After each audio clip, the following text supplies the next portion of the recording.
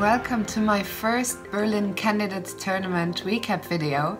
I'm here in the capital of Germany to bring you all the on-site action in collaboration with Lichess. It's the first time I'm at the Candidates Tournament and I'm very excited to be here for the final part of the tournament. Today's round 9 saw the first game to finish be Wesley So against Grishuk. It was a draw that was not much to write home about. Wesley on the white side of a Berlin never really got any advantage at all, and the draw was agreed on move 34. In fact, I think the press conference was more entertaining than the game itself, with both players in a very good mood, and Alexander Grishuk actually saying he was happier after today's draw than after yesterday's. A very long grind against Kramnik. Speaking of Kramnik, he continued his terrible run of the last few rounds by going down to Sergei Karyakin.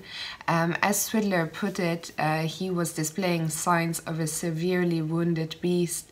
But kudos to Karyakin, who sprung a novelty with h4 on him. He said later in the press conference that he had prepared this move with his second, Alexander Ryazantsev, a few months ago. And the crucial moment came on move 24 when Sergei had to find bishop e1 to be winning.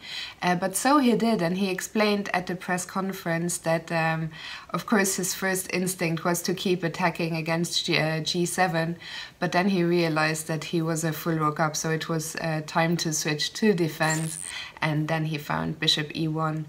That means that Sergei is now back on 50%, and he said he would keep fighting for the top place, of course. The next game to finish was a draw between Levan Aronian and Shahryar Mamedyarov. In that game, the Armenian player had a slight edge throughout, but it wasn't quite enough, as Mamedyarov put up some resilient defense to hold the draw. Finally, by far the last game of the round to finish was the encounter between Fabiano Caruana and Ding Liren, which was one of the most topsy-turvy games of the entire tournament so far.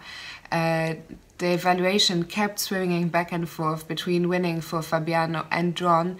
In fact, to make a confession, when I turned up at the press conference, I thought Fabiano had won, just to find out when the press conference started that the game had in fact ended in a draw.